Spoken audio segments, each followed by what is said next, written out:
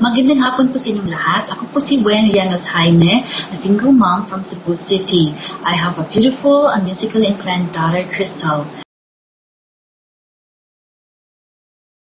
I am an OFW working in Riyadh, Saudi Arabia as secretary to a businesswoman. Madaling araw yun when I received a call from Riyadh. I asked my soon-to-be employer if I'm going to work for a company, but she said no. You will work in my house. And I asked again if there's a free accommodation. And she said, yes, you will stay in my house too. What? Sa isip ko, house? House niya ako titira? Biglang pumasok sa isip ko, oh my God, Saudi Arabia to. Baka ma-rape ako. She was trying to convince me that time that everything is okay. So she offered me if I want to speak to one of her house staff, na nurse, who had been with the family for 25 years from Zamboanga City. Yun, mabait si Fatima and she explained everything to me. Dumating ako dito sa Riyadh. Prior to this Riyadh chance, was an opportunity to work in Doha, Qatar. Pero di natuloy for reasons na yung hindi mo maintindihan na kung tutusin naman, pwede naman talagang magawa ng paraan. Gusto ko sa Qatar, pero di natuloy. At dito nga ako napadpad sa Riyadh, Saudi Arabia. Ika nga ni Princess, it's destiny. Yun. Nung dumating ako dito, like most of the kababayans, lalo na sa mga babae, na culture shock din ako. Hindi ka kasi basta-basta nakakalabas at hindi ka tulad sa Pinas, paglabas mo, jeep ka lang, taxi ka lang, kakarating ka na sa paroroonan mo. But here, nakakatakot mag-taxi, lalo na pag nag-iisa ka. Tsaka, hindi pa ako marunong mag-Arabic, muskila ang alam ko nga lang mapipulos, meaning walang pera. Auntie Joanna, gutom ako, para malaman ng gutom ako, para hindi ako magutom, di ba? Yun. So, pag lumabas, kailangan talaga nakaabaya ka with tarha. But we are not necessarily obliged to cover our face. At dito sa palasyo na to, I can wear casual clothes like this one pag nasa office ako, as long as the outfit is not revealing and no sleeveless din nor miniskirts. Not allowed talaga. Well, I have to abide with the rules kasi nga, andito ako sa bansa nila. Baka ma-jail pa ako nang wala sa oras. I knew that Mama won't be with us that long and sooner or later, iiwanan niya kami physically. I planned a vacation to Hong Kong with Mama and my daughter Crystal. But due to her condition, di nga siya nakasama. Nakabook na nga ako ng matitira namin dun sa Hong Kong. Nakabook na ako ng flight to Hong Kong din, the three of us. Tapos yun nga, excited si Mama. Super excited siya dahil may passport na siya. Her first ever passport. And yun sana, yung trip na yun sa Hong Kong was her first ever sana na out of the country trip. Sayang talaga.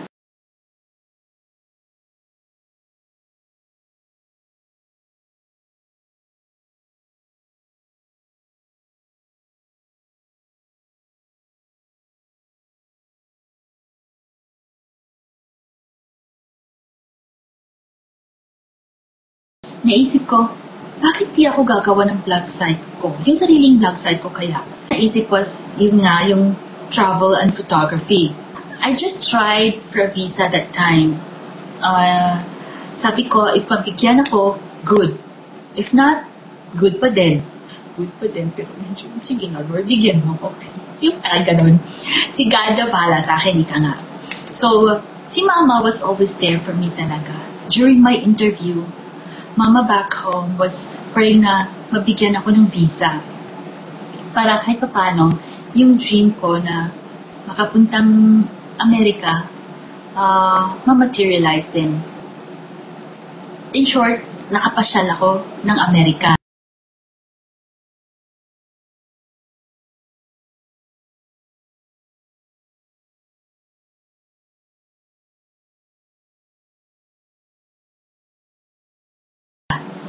started blogging in 2011 using cebuanawithlove.wordpress.com at doon ko pinuhos ang aking mga saloobin.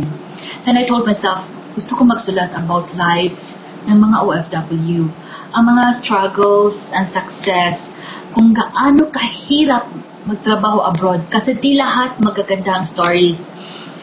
At para maintindihan din ng mga nasa Pilipinas na di biro magtrabaho sa ibang bansa na nag-iisa ka at walang kamag-anak, di kakilala. Then I created another site. Ang purpose sana is for, travel blog for budget travelers. At gusto ko din i-promote yung Cebu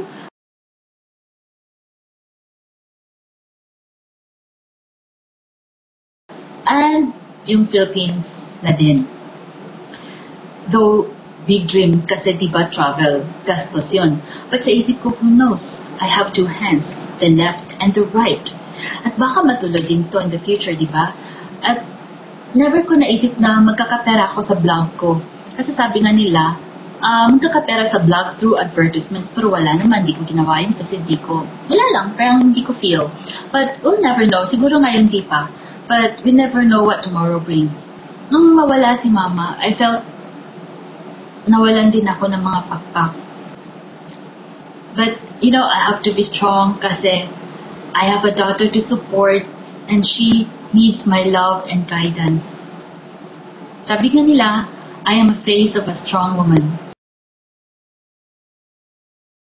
But they don't know I am dying inside.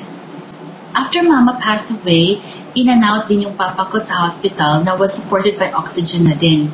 He left us 2 months after nawala si Mama. I prayed hard na sana makahanap ako ng sideline na kahit andito ako sa 4 walls of this house, magagamit ko yung whatever talent na meron ako. And God never failed me. A distant relative of mine worked as an HR staff sa isang virtual assistant company sa Cebu na Australians ang mga clients. I grabbed the opportunity and sent my CV to them. Also, another cousin worked for another company, a virtual assistant company, and asked me if I want to work as a VA. I work as a client subscription VA and internal VA for virtual assistant talent, which is based in California, USA, but staff and VAs are from the Philippines. I blog and do marketing for the company as internal staff. And as for clients, I do graphic design, create flyers and brochures, update their social media accounts, and administrative work. This VA job really helped me augment my income and pay my bills. Going back to my being a blogger, di naman talaga ako writer. No, I expected something from writing my own and simple thoughts. After more than a year na nisulat ko yung story ng isang lalaki na nagtitinda ng mani sa Batha, fortunately, nabasa ng isang events organizer sa Pilipinas. When I opened my email, there was a notification from one of my blog site na may comments sa thread. It was from Xlink Events. Sa isip ko naman, kalokohan to. Parang spam. Yun nga, the lady was asking for the contact number of Emmanuel Rabulan. And another was asking about me. Parang gusto ko i-brush off. Pero, inopen ko din. I replied to that message na. Then, the following day, I called up and spoke to Liza. Pero, di pa nag-sink in talaga kasi parang medyo di pa ako masyadong convinced. Exchange of emails then followed. Nomination form was sent and I was asked to submit few documents to support the nomination.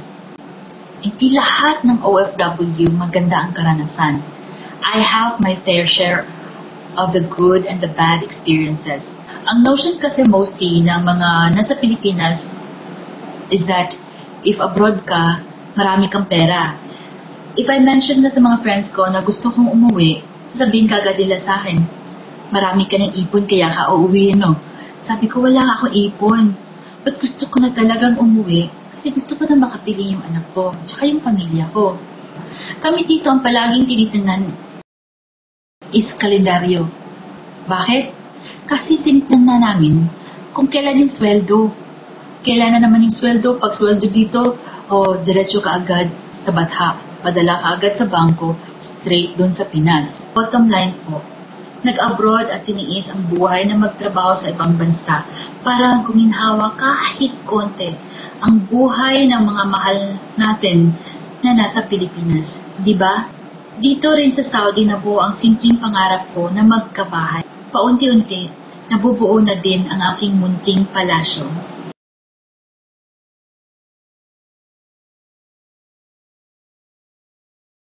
Ang bahay na ito, kahit maraming nagsasabi na maliit, ay sakripisyo, dugo, pawis, with matching sipon ang puhunan ko dito. This is the sweet sweat of my working here in Riyadh, Saudi Arabia. Daming kwentong OFW, pamilyang nagkawatak-watak, relasyon na nawala, buhay na nasayang, kabuhayan na umangat, at kung ano-ano pa. Positive or negative na karanasan sa likod ng mga ngiting ito at tawa at kasiyahan na nakikita niyo sa Facebook ay mga pusong sugatan at nangungulila sa pagmamahal ng isang pamilya. Sana yung mga nasa Pilipinas, ma-realize niyo na kahit isang text man lang na, "Hi, kumusta ka?" or mag-Skype or mag-YM really means a lot to us. At talagang kukompleto sa araw namin. Di lang yung text na puro problema, puro hingi, puro kung ano-ano pa. Ako pag nagtitext yung anak ko ng mama, kahit mama man lang, napakasaya ko na. Pag kinukumusta na ako ng mga kapatid ko, ang saya-saya ko.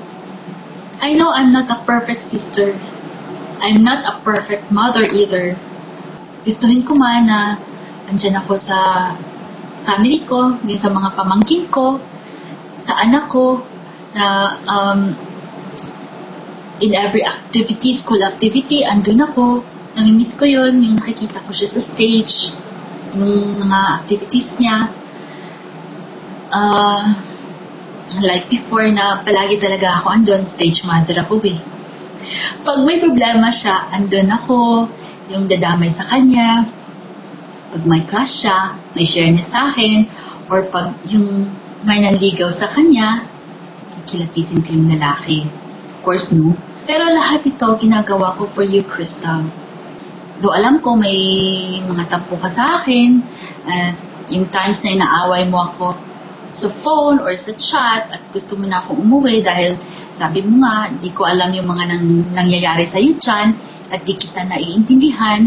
Pero one day, you will realize kung bakit ako nasa ibang bansa at nagtitiis dito mag-isa na walang family, na namimiss ko yung yakap at halik mo, yung pag nagkasakit ako, dinadalhan mo ako ng gamot with matching tubig, at yung pagod ako, minamasahe mo ako, yung legs at likod ko, at yung molly natin, yung kumakain tayo sa labas, nagtitry ng new food, parang nagtitaste testing tayo, tapos yung kung ano-ano pa yung ginagawa natin, pa-parlor, di ba? I want you to know that I am so proud of you, anak, lalo na sa mga achievements mo ngayon sa school. Keep up the good work. Education lang talaga ang maipapamana ko sa'yo na di mananakaw ng kahit na sino from you. I hope na ikaw din, Crystal, is proud of me as your mama. Mama, Daddy, Nanay, Tatay, I wish you were here to witness my achievements. Pero I know, nakikita niyo ako at alam ko na proud din kayo sa akin. I am sharing this award to my daughter, Crystal, to my brothers, Aris, Oliver, and June, to my ever-supportive sister-in-law, Irene, sa mga pamangkins ko, and sa mga relatives ko na din. Thank you din kay Tito Elson for accommodating sa bahay nila, and most of all, to the Almighty Father Thank you so much po talaga for all the blessings, Lord God. To Liza, who visited my blog, Adobong Mani, Manuel Rabulan, OFW Story of Struggles and Success, which paved its way to my nomination, and X-Link Events for the Outstanding OFW Balikbayan Reputation Award for the award and recognition as Outstanding Filipino Blogger. Indeed, big surprises come in small packages. To God be the glory. Maraming salamat po sa inyong lahat.